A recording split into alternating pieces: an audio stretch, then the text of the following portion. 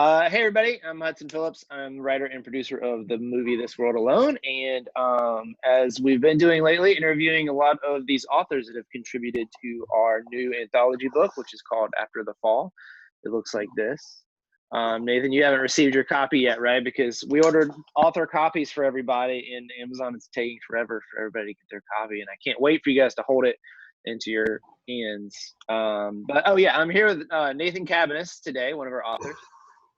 Nathan, your story, Blood on the Sand, Coal for the Fire. Yes, very pretentious. Yeah, but amazing story, huge imagination. Tell us a little bit about what that story is about. Yeah, it's a post-apocalyptic story, like all the rest in the collection.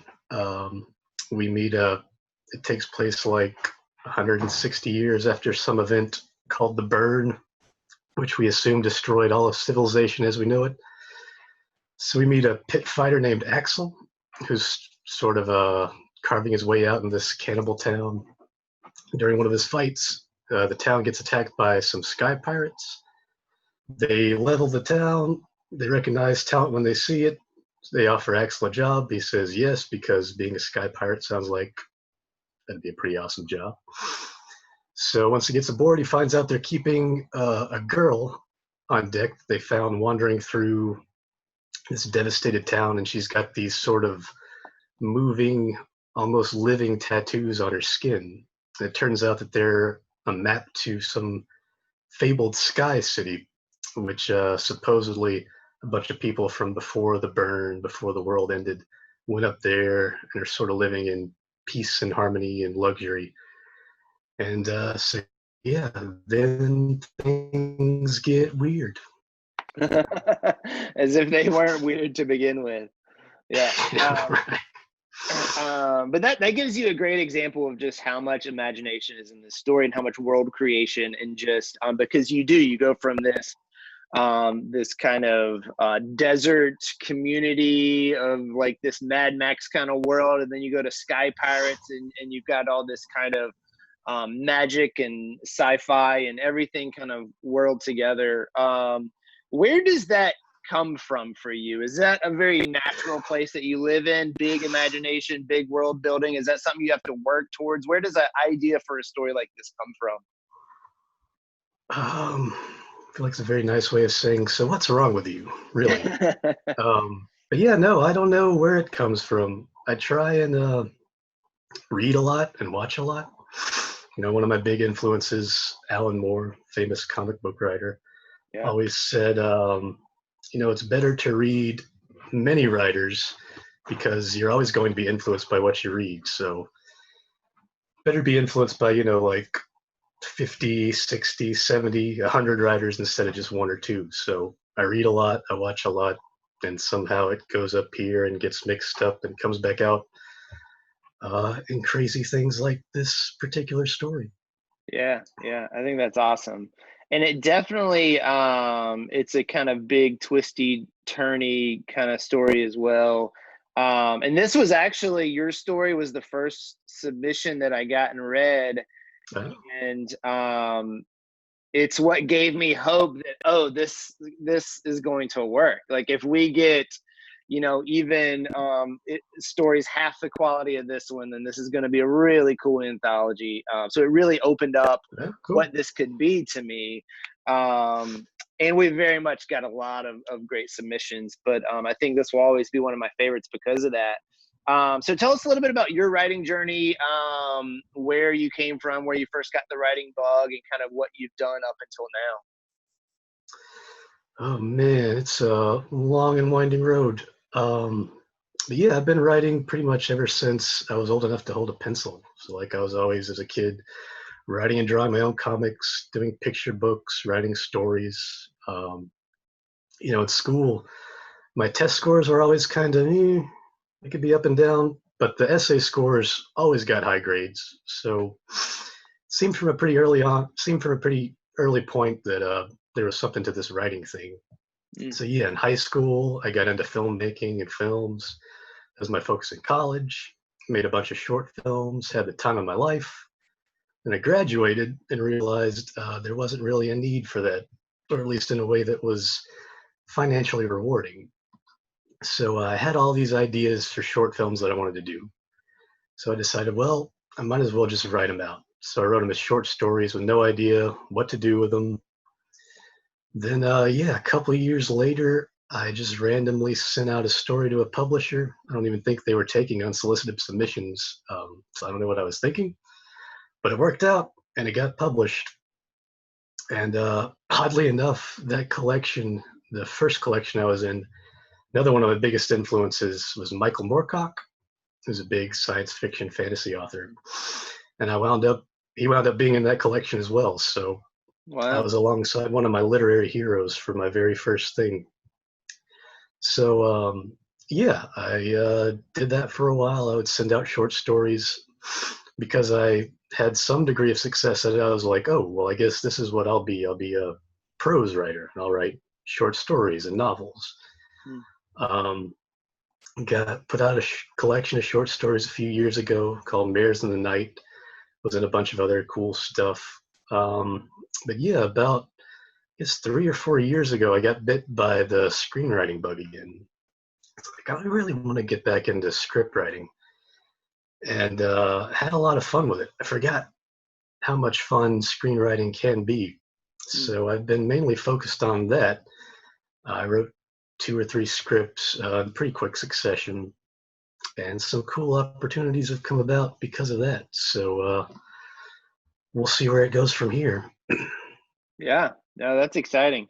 And I am kind of the opposite in that I was writing screenplays and then I've just started trying my hand at short stories. And I find it really challenging to go that direction because writing scripts for so long, it's condense. You know, you can't be flower with language, all this kind of stuff. And so to write short stories has been a bit of a challenge for me. Do you go back and forth between the two pretty easily? At this point, yeah. I mean, because I've kind of always been doing it. I mean, I started writing scripts, I think, when I was 15 or 16. So it started many unfinished drafts of screenplays that were maybe like I crept out after 50 pages. Yeah. But yeah, it's funny. I think like if you can get good at screenwriting, because it is like you were saying, such a condensed thing, it actually makes you a better writer overall. Because in prose, you can go on for sentences, whole paragraphs to describe the interior of a room. But in a script, you really get like 6 words. So if you can narrow down your focus to find those perfect 6 words, it actually, I've found, it makes makes you a better writer overall. Yeah, that's awesome. That's a great tip. All right, cool. So you're gonna do a bit of a reading from Blood on the Sand, Coal for the Fire. Give us a little bit of teaser of it. So whenever you're ready. Oh, all right. Axel threw his sword down, spat in defiance. The shouting of the crowd fizzled out, confused at first, before returning with staunch boos of disapproval. The guards who lined the arena all raised their bolt guns, aimed directly at Axel's heart. If he didn't kill the female soon, they'd all let loose their bolts, and he'd have a chest full of arrows. Axel looked into the guard's eyes defiantly. If this was it, then so be it. Axel lifted his arms to the heavens, closed his eyes. At that instant, the podium holding the queen went up in a column of fire. Explosions dotted the landscape, and Axel opened his eyes in time to see a skyship emerge from a low-hanging cloud. Tow lines lowered down sky pirates as everyone in the stadium fled, the ship firing on the surrounding town. Although small in number, they carried artillery, rifles, pistols, 50-pound shells, and thus made short work of the town's defenses.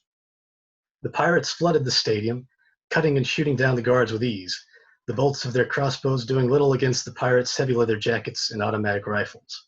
Before long, they made their way to the sand and surrounded Axel like he was a wild animal in need of caging. Their goggles and breathing masks made them look distinctly inhuman, but underneath it, they bled all the same. Axel kicked his fallen sword up into his hands, the very one he'd thrown down not a minute before. He was ready to die then. How quickly things change. Stand down. The voice boomed from above, the sky ship now hovering over the arena. The pirates lowered their weapons, and a line was cast over the ship's railing. A figure swung down, heavy boots thudding against the sand as he landed. He stood, revealing just how tall he was, nearly a head over Axel himself, who was not exactly a small man. The lines in his darkened face suggested he was considerably older than anyone Axel had ever met, but he was not in the least bit feeble. He took off his goggles and cap, unleashing wild and unruly salt and pepper hair. Coupled with the wide-eyed stare that was permanently affixed to his face, the man seemed insane. That's because he was. And to find out the rest, you'll have to buy After the Fall. That's great. I'm really impressed at how well all these authors are at reading their stories. Like, I felt like I was actually listening to an audiobook. Must just be all those years of reading and our internal voices come through. So yeah, please, check out the, just dropped it, After the Fall, the book. You can find it on Amazon, a link at mirrorboxfilms.com. You can find Nathan's stories along with 29 other post-apocalyptic stories, all just completely. My favorite thing about this is just having so many interpretations of what a post-apocalyptic story is. That'll really surprise you how cool some of these are. So Nathan, where can people find you online and follow you along with your journey and find your other books and things? Yeah, I've got Facebook, Twitter, Instagram. I don't really update them as much as I could because don't tell anyone, but I kind of hate it. Yeah. But yeah, you can also find me online, my blog, girlsgunsandcigarettes.blogspot.com, which I update periodically. And my Amazon author page, Nathan Cabaniss, you'll find After the Fall most recently, but also my short story collection, Mirrors in the Night, and a bunch of the other cool stuff that I've been fortunate enough to be included in. Awesome. Yeah, I highly recommend everybody check out Nathan's stuff in addition to picking up our book, because he's a fantastic author. Thanks so much, Nathan. I really appreciate this. Thank you, man. It was a lot of fun. Thanks, man. Bye.